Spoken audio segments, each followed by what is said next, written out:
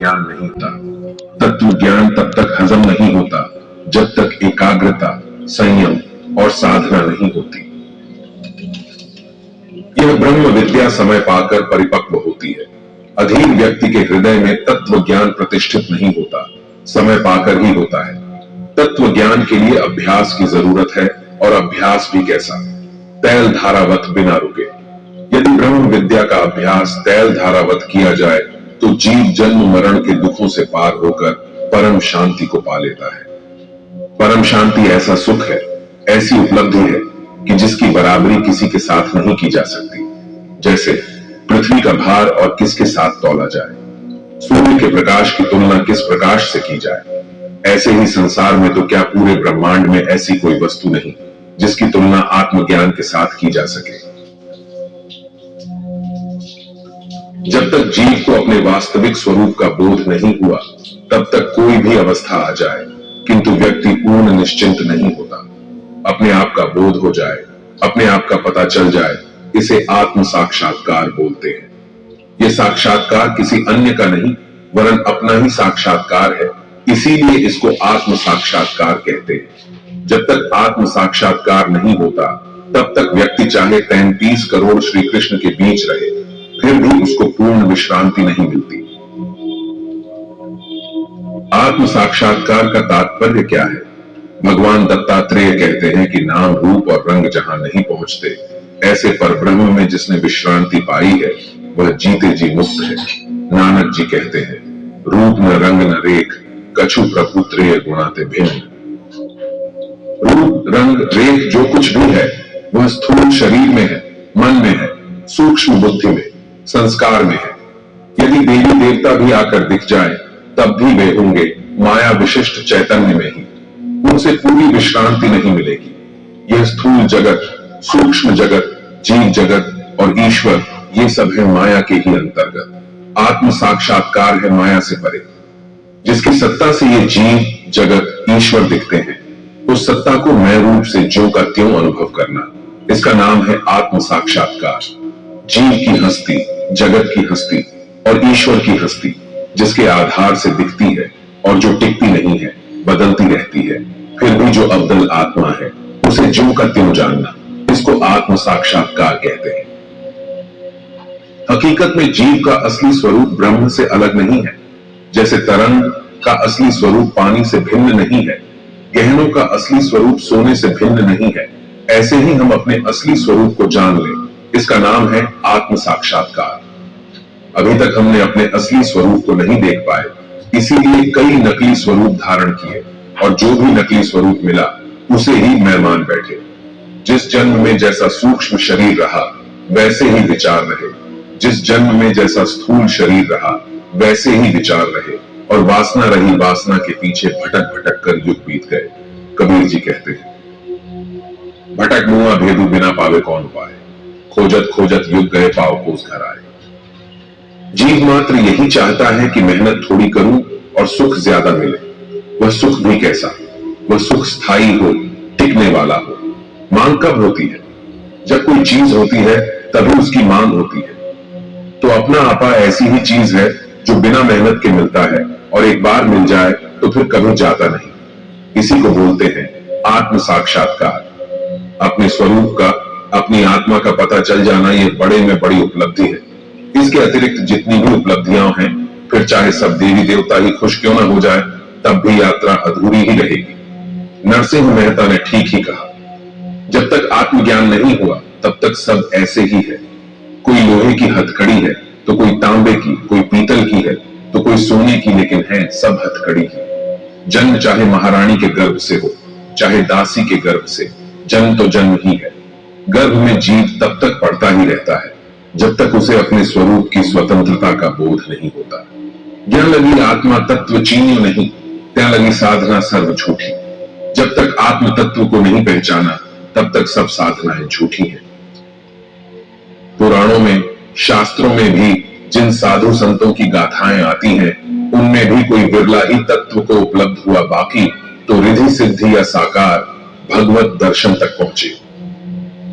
जिसे लाभ के भाग्य अत्यंत भले होते हैं उसको ब्रह्म वेत्ता गुरु मिलते हैं, और जिसको अत्यंत वैराग्य होता है उसी को समाधि मिलती है, अर्थात उसको समाधान होता है, अपने स्वरूप में विश्रांति मिलती है। और जिसे अपने स्वरूप में विश्रांति मिल जाती है फिर उसका मोह नष्ट हो जाता है। नष्टो मोह स्मृतिर्लब्धा। श्री कृष्ण के दर्शन हुए अर्जुन को फिर भी उसका मोह नहीं गया। उस जमाने में बल, बुद्धि और सामर्थ्य में जितना ऊंचा आदमी हो सकता था वैसा ऊंचा था अर्जुन। उसे श्री कृष्ण का साक्षात नारायण का साथ था। विराट रूप के दर्शन भी किए किंतु मोह नष्ट नहीं हुआ। मोह तो तब नष्ट हुआ जब अर्जुन को आत्म साक्षात्कार हुआ। फिर अर्जुन कहता है, नष्टो मोह स्मृतिर्लब्धा त्वत् प्रसादान में आच्यु स्थितोस्मि गत संदेह करिष्ये वचनं तव। अपने स्वरूप में संदेह रहता है कि मैं सचमुच चैतन्य स्वरूप अनंत ब्रह्मांडों में व्यापक आत्मा हूं कि नहीं। यह संदेह आखिरी समय तक रहता है, लेकिन जब अपना पुरुषार्थ होता है और सद्गुरु की कृपा बचती है तब जीवत्व की भ्रांति टूटती है। जीव गया और शिव को पाया, जान लिया हूं शांत निरंजन, लागू मुझे न कोई बंधन। ये जगत सारा है नश्वर, मैं ही शाश्वत एक अनश्वर।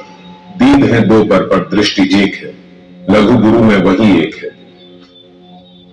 जैसे देखने के विषय अनेक देखने वाला एक, सुनने के विषय अनेक सुनने वाला एक, चखने के विषय अनेक चखने वाला एक, मन के संकल्प विकल्प अनेक लेकिन मन का दृष्टा एक, बुद्धि के निर्णय अनेक लेकिन उसका अधिष्ठान एक। उस एक को जब मैं रूप में देख लिया वे घड़ियां सुहावनी है, मंगलकारी है। वे ही आत्म साक्षात्कार की घड़ियां हैं। एक इंच भी परमात्मा हमसे दूर नहीं है, फिर भी आज तक मुलाकात नहीं हुई। पानी बीच नींद प्यासी रे, सुन सुन बतिया आए मोहे हंसी। हम ब्रह्म परमात्मा में उत्पन्न होते हैं, ब्रह्म परमात्मा में रहते हैं, परमात्मा में जीते हैं, खाते पीते हैं, परमात्मा में देखते सुनते हैं, परमात्मा में बोलते हैं और आज तक परमात्मा का साक्षात्कार नहीं हुआ। कितना अटपटा मामला है। इस अटपटे मामले को झटपट समझा नहीं जाता, लेकिन जब प्रातः स्मरणीय पूज्यपाद श्री लीला शाहजी बापू जैसे कोई ब्रह्मनिष्ठ सद्गुरु मिल जाते हैं तो जन्म मरण की खटपट मिट जाती है। आप सभी का धन्यवाद। ओम शांति विश्वम।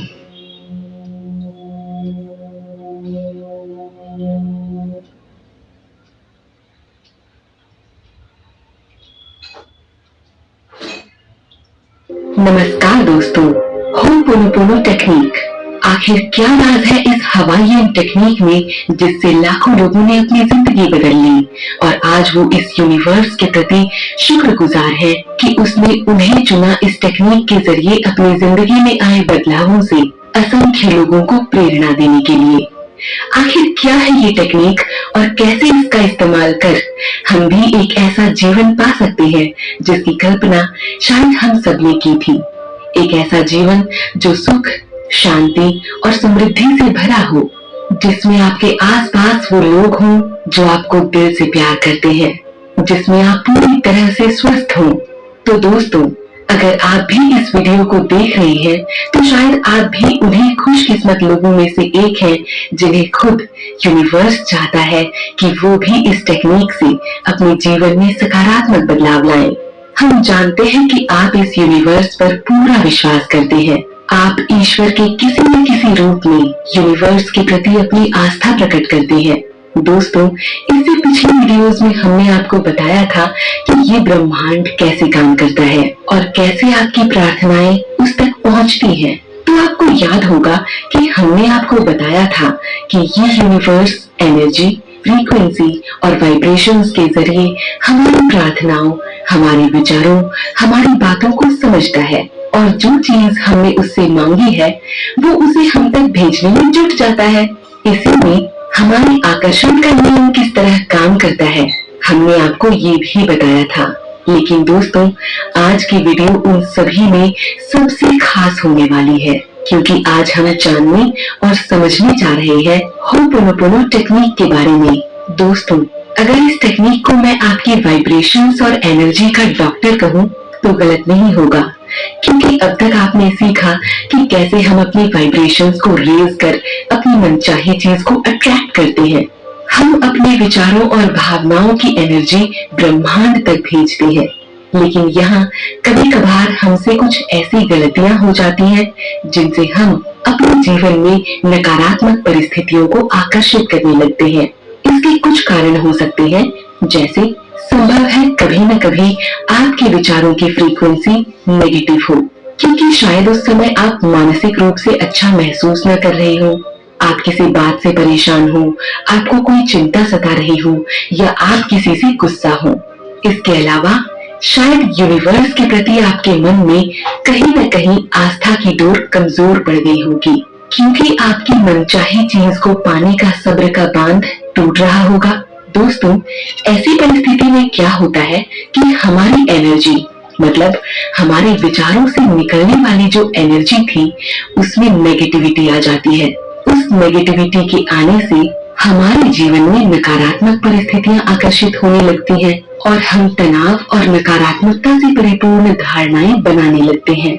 हमारा जीवन एक ऐसे अंधकार की ओर जाने लगता है जिससे बाहर निकलने का रास्ता हमें पता भी नहीं होता। ऐसे में ये टेक्निक यानी होपोनोपोनो टेक्निक हमारे जीवन को अंधकार से प्रकाश की ओर ले जाती है, क्योंकि इसके जरिए हम यूनिवर्स से जुड़ी हमारी एनर्जी ब्लॉकेजेस को ठीक कर अपने जीवन की सभी समस्याओं को हील कर लेते हैं, यानी ठीक कर लेते हैं। ठीक उसी तरह जैसे किसी घाव पर मरहम लगाकर उसे ठीक किया जाता है, उसे शीतलता दी जाती है, ये टेक्निक भी जाने अनजाने में आपके द्वारा आकर्षित कर ली गई नेगेटिव ऊर्जा को हील कर देता है और उस पर सकारात्मकता का मरहम लगा देता है। इस टेक्निक में एक प्रार्थना की जाती है जिसमें ब्रह्मांड के 4 सबसे शक्तिशाली वाक्यों के दोहराव से हम अपने वाइब्रेशनल ब्लॉकेजेस को हील करते हैं। ये 4 ऐसे साइंटिफिकली प्रूवन वाक्य हैं जिनसे हम ब्रह्मांड और हमारे बीच बनने वाली नेगेटिव एनर्जी को हील कर, यानी उस नेगेटिविटी को क्लीन कर अपनी मानसिक, शारीरिक और आर्थिक हर तरह की परेशानी को ठीक कर सकते हैं। क्योंकि यूनिवर्स और आपके बीच की वाइब्रेशनल एनर्जी की ब्लॉकेजेस जब ठीक हो जाती हैं, तो अपने आप आपके जीवन में सुख, शांति, समृद्धि और आपके संबंधों में सुधार होने भी शुरू हो जाते हैं। आइए दोस्तों, देखते हैं वो 4 वाक्य कौन से हैं और फिर हम इन वाक्यों के काम करने के तरीके को भी समझेंगे और फिर देखेंगे ऐसे कुछ उदाहरण जिनमें लोगों ने किस तरह इन वाक्यों का इस्तेमाल कर अपने जीवन की बड़ी से बड़ी चुनौतियों और परेशानियों को जीत लिया। तो चलिए सबसे पहले जानते हैं कि वो 4 वाक्य कौन से हैं। पहला वाक्य है आई एम सॉरी, यानी मैं माफी चाहती हूँ या चाहता हूँ। दूसरा वाक्य है फॉरगिव मी, यानी कृपया मुझे क्षमा कीजिए। तीसरा वाक्य है थैंक यू, यानी मैं आपका आभार और धन्यवाद व्यक्त करती हूँ या करता हूँ। और चौथा वाक्य है आई लव यू, यानी मैं आपसे बहुत प्यार करती हूँ या करता हूँ। दोस्तों, इन्हीं 4 वाक्यों को इस पूरे ब्रह्मांड का सबसे शक्तिशाली वाक्य माना जाता है। इनका इस्तेमाल कर हम अपनी नेगेटिव एनर्जी से बनी परिस्थितियों को हील करते हैं और ठीक करते हैं। YouTube पर आपको इस टेक्निक पर आधारित ढेर सारी हीलिंग प्रेयर्स मिल जाएंगी, जिनमें लोग आपको इस प्रार्थना को सही तरीके से करना सिखा रहे होंगे। लेकिन हमने कोशिश की है कि उन सभी का निचोड़ आपको इस वीडियो में मिल जाए और आप YouTube पर इधर उधर चैनल्स पर भटक कर अपना वक्त जाया करने की बजाय केवल एक वीडियो के माध्यम से इस टेक्निक को इस्तेमाल करना सीख जाएं। लेकिन इस्तेमाल करने से पहले आपको ये समझना जरूरी है कि आखिर ये टेक्निक आई कहाँ से और इसकी शुरुआत कैसे हुई। दोस्तों, इस टेक्निक को शुरुआत से समझने के सफर में आपको सबसे पहले इसके अतीत में झांकने की जरूरत होगी, यानी आखिर इस तकनीक की खोज हुई कैसे थी। ये बात है सन 1983 से 1987 के बीच की, जब हाओ लिन नाम के एक डॉक्टर को हवाई स्टेट अस्पताल में दिमागी रूप से अस्वस्थ मरीजों के इलाज के लिए बुलाया गया था। इस तकनीक की खोज में इस अस्पताल में घटी घटनाओं को जानना बहुत जरूरी है, क्योंकि इस तकनीक का पहला सफल प्रयोग इसी अस्पताल में डॉक्टर हाउ लिन द्वारा किया गया था। हवाई स्टेट हॉस्पिटल शहर का एक ऐसा हॉस्पिटल था जहां सबसे खूंखार और खतरनाक मरीजों को बेड़ियों में बांध कर रखा जाता था, जिनका मानसिक संतुलन पूरी तरह से खराब हो चुका था। उस अस्पताल के सभी डॉक्टर्स उन मरीजों से हमेशा डर सहन कर रहते और अक्सर चंद महीनों के बाद अपना ट्रांसफर दूसरे अस्पताल में करा लिया करते। इसी सिलसिले में इन मरीजों के इलाज के लिए डॉक्टर हाउ लिन को अपॉइंट किया गया और स्वाभाविक रूप से जैसा बाकी नए डॉक्टर्स के आने पर स्टाफ्स की अवधारणा थी कि ये भी कुछ दिनों में परेशान होकर चला जाएगा, डॉक्टर हाउ लिन के बारे में भी सोचा गया। डॉक्टर हाउ लिन एक ऐसे डॉक्टर थे जो अध्यात्म को साथ लेकर इलाज करने में विश्वास करते थे।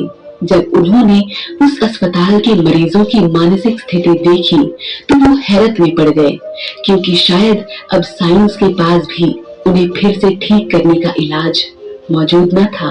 वो चुपचाप अपने केबिन में गए और सभी मरीजों की फाइल्स एक एक कर पढ़ने लगी।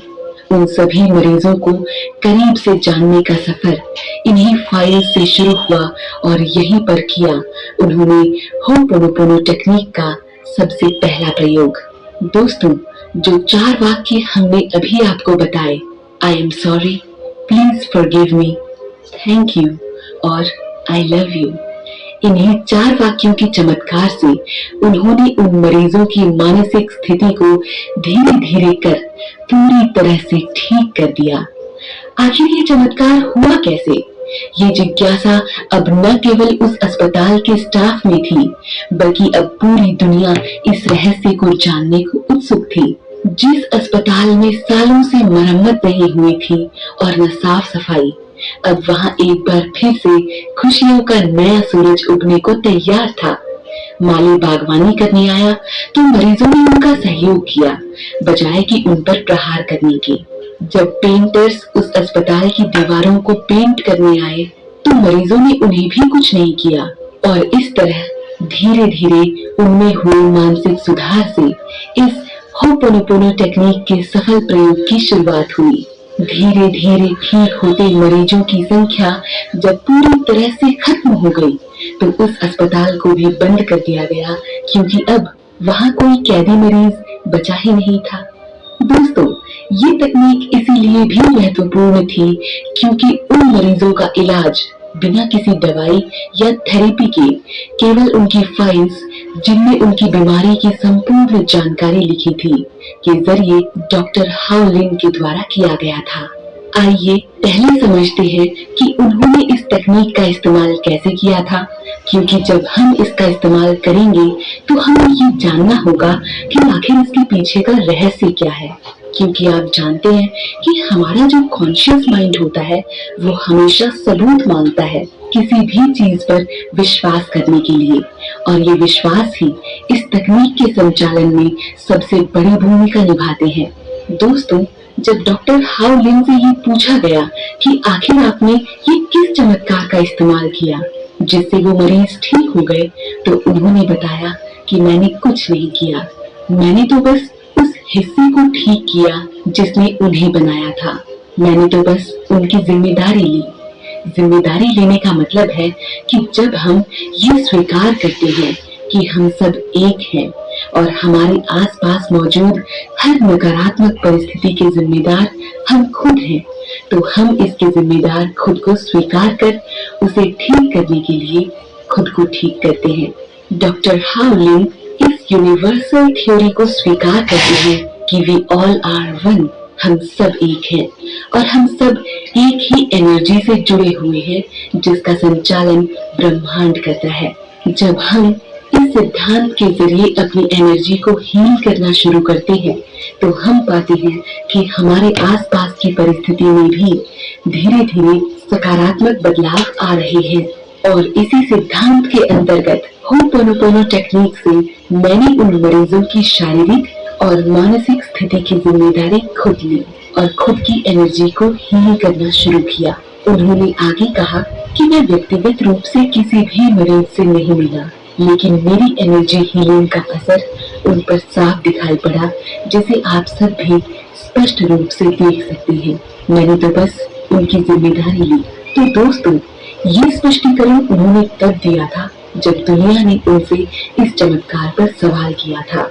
डॉक्टर हाउ लिन का कहना था कि होपोनोपोनो वो प्रक्रिया है जहां हम ईश्वर से कहते हैं कि मैं तुमसे प्यार करता हूँ, मुझे पश्चाताप है, कृपया मुझे क्षमा करें और धन्यवाद। हर मरीज की फाइल पढ़ते वक्त वो ध्यान से इन्हीं 4 वाक्यों का दोहराव करते। I am sorry, please forgive me, thank you और आई लव यू। उन फाइल्स को पढ़ते समय वो हर मरीज का मानसिक चित्र बनाते और कहते आई एम सॉरी, यानी कि मैं क्षमा चाहता हूँ क्योंकि तुम्हारी इस स्थिति का कारण मैं हूँ। प्लीज फॉरगिव मी, यानी उस परिस्थिति के लिए अपना पश्चाताप प्रकट करते क्योंकि इसके जिम्मेदार वो हैं। और फिर थैंक यू, यानी उनके जीवन के लिए वो ईश्वर के प्रति आभार व्यक्त करते क्योंकि आभार के जरिए हम इस यूनिवर्स में अपने सबसे स्ट्रॉन्ग वाइब्रेशन को भेजते हैं। और अंत में आई लव यू, यानी इन सब से अपना प्यार महसूस कर उन मरीजों के प्रति स्नेह और प्रेम की सबसे शक्तिशाली भावना को महसूस करते। डॉक्टर हाउ लिन कहते हैं कि जब आप अपने जीवन की पूरी जिम्मेदारी लेते हैं तो आप जो कुछ भी देखते हैं, सुनते हैं, चखते हैं, स्पर्श करते हैं या किसी भी तरह से अनुभव करते हैं तो वो आपकी जिम्मेदारी बन जाता है क्योंकि वो आपके जीवन में है। दोस्तों, ये इस वीडियो का पार्ट 1 था जिसमें हमने इस तकनीक का अर्थ और इसकी प्रार्थना के काम करने की प्रक्रिया को समझाने का